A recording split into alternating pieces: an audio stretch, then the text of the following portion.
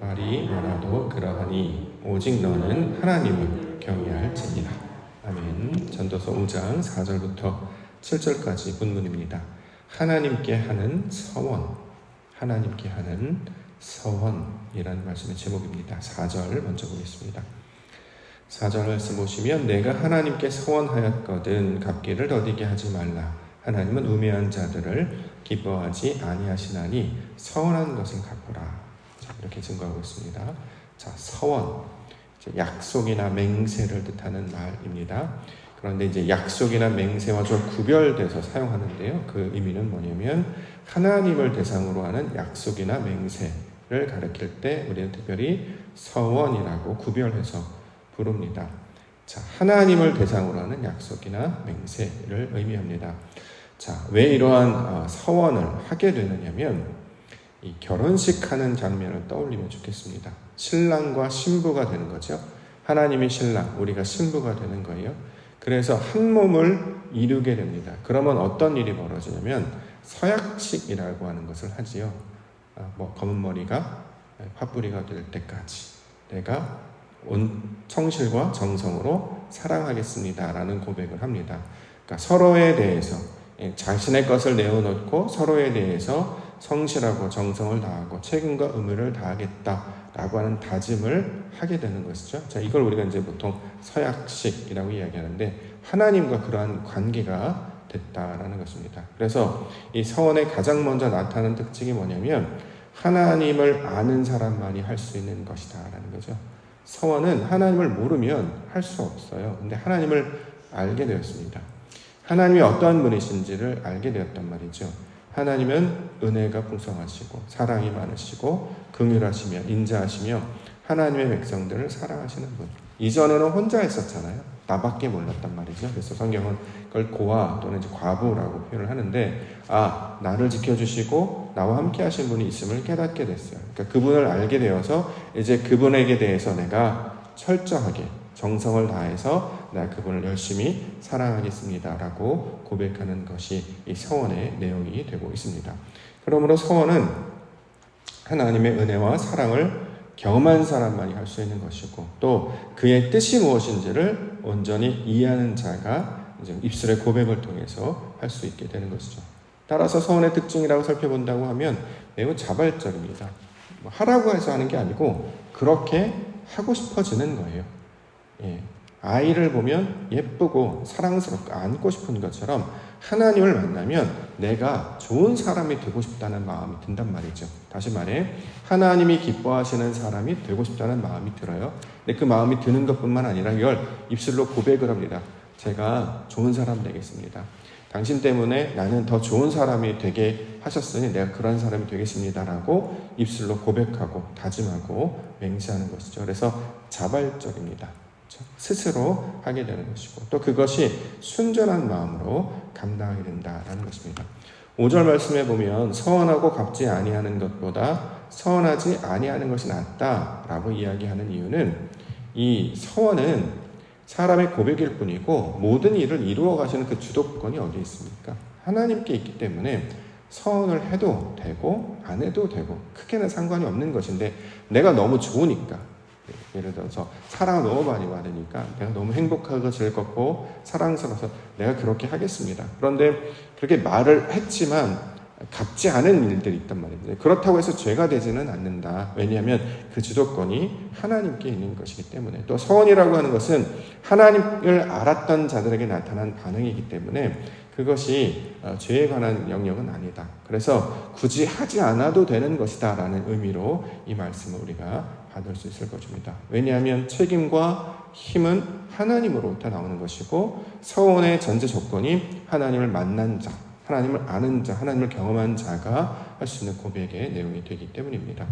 그러므로 이제 그 다음에 나오는 단어 6절에 보시면 내 입으로 내 육체가 범죄하게 하지 말라. 사자 앞에서 내가 서원한 것이 실수라고 말하지 말라.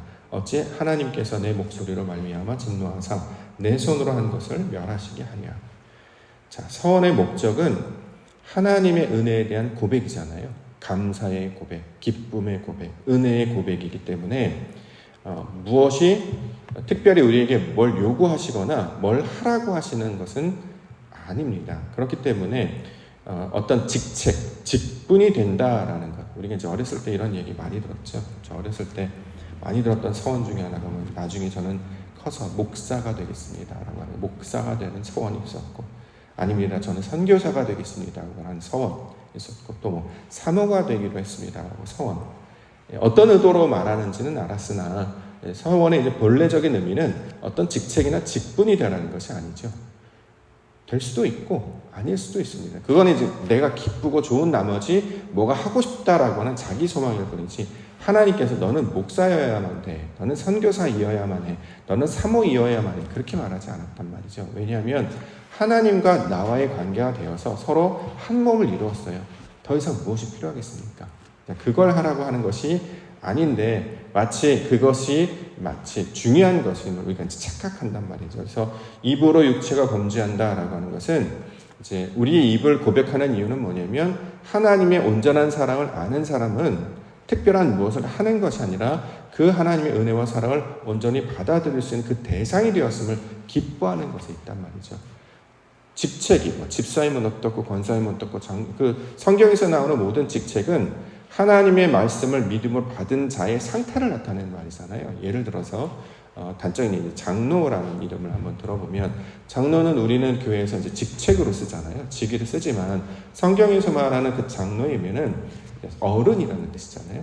하나님의 말씀을 온전히 듣고 깨달아서, 어렸을 때는 젖먹이 아이여서 누가 공급해주는 말씀이 없으면 스스로는 그 말씀을 깨달을 수 있는 힘이 없는데, 그 말씀을 공급을 받아서 점점 성장하고 자라면 감각을 이용해서, 지각을 이용해서 눈으로 보고 듣고 감각을 이용해서 껍질을 까서 먹는 것처럼 하나님을 스스로 찾고 구하는 그 어른스러운 상태가 되는 것을 성경에서 어른이라고 말하고, 이걸 특별히 장로라고 불렀죠.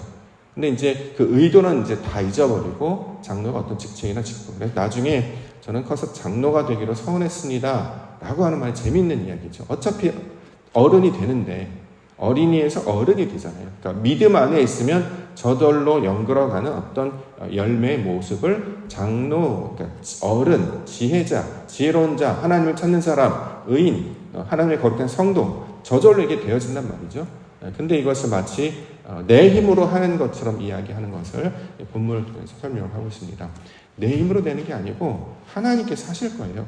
우리는 그냥 그걸 받아들이면 됩니다. 이미 하나님께서 이루어졌기 때문에. 다만 그 행위와 무슨, 어렸을 때 예를 들어서 우리 아이들이 내가 커서 훌륭한 사람이 될게요.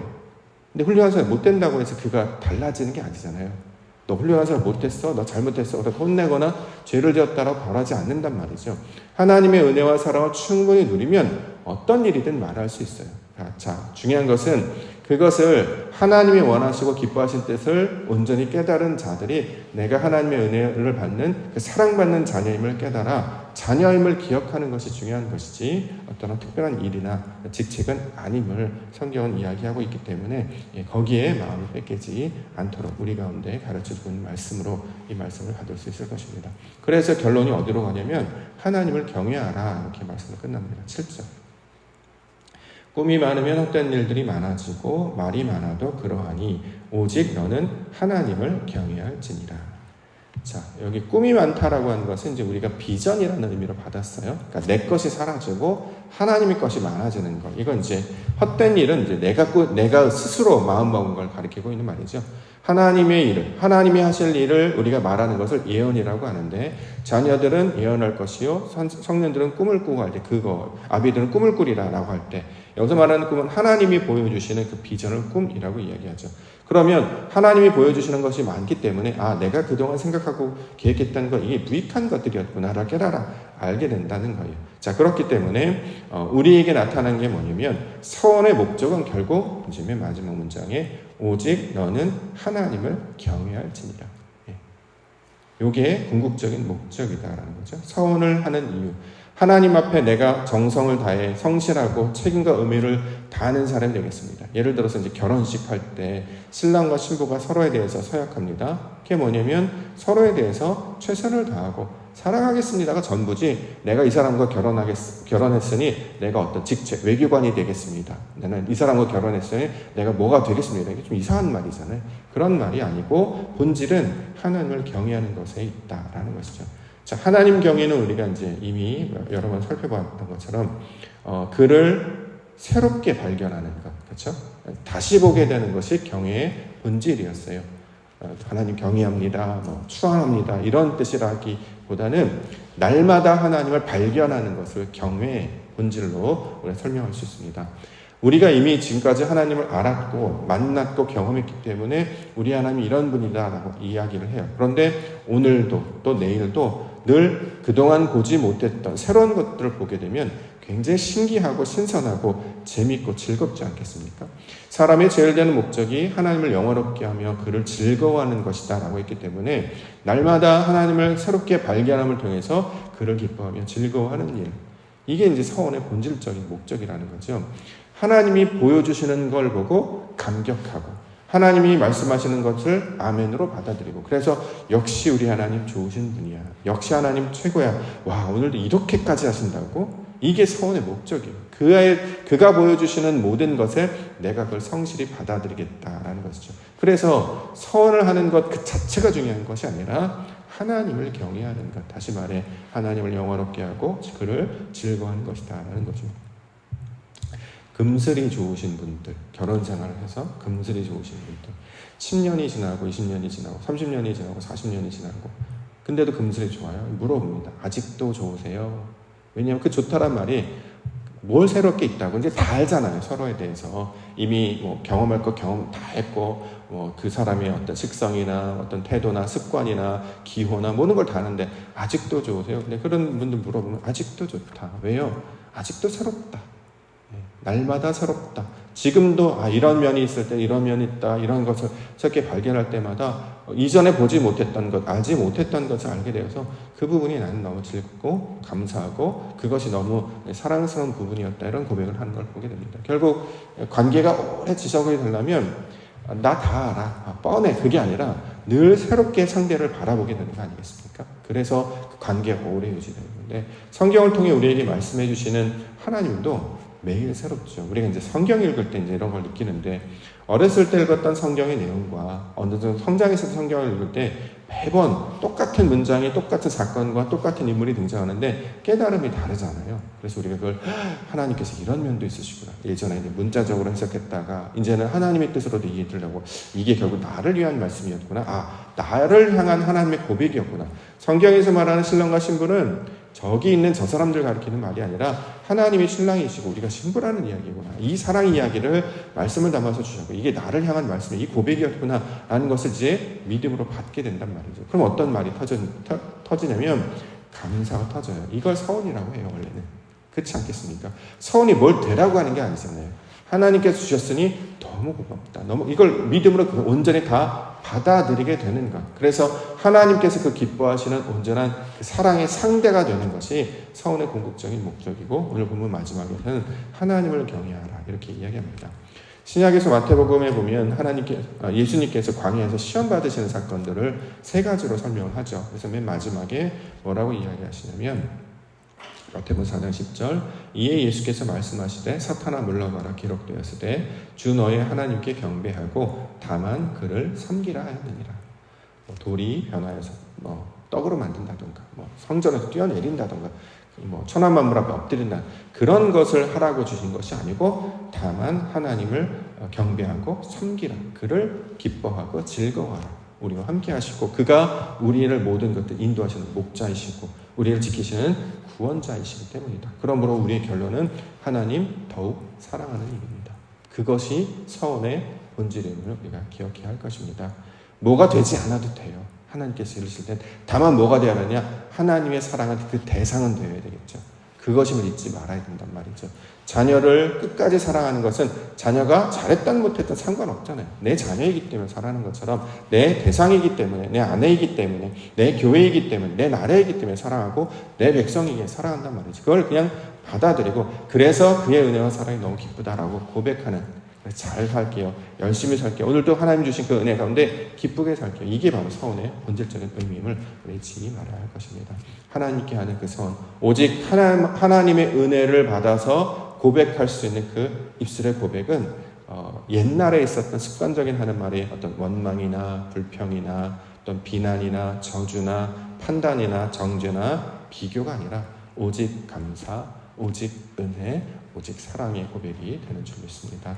그 서원의 고백을 통해서 하나님을 경외하며 살아가시는 믿음의 하루 되시기를 주의 이름으로 이제 축원합니다. 기도하겠습니다.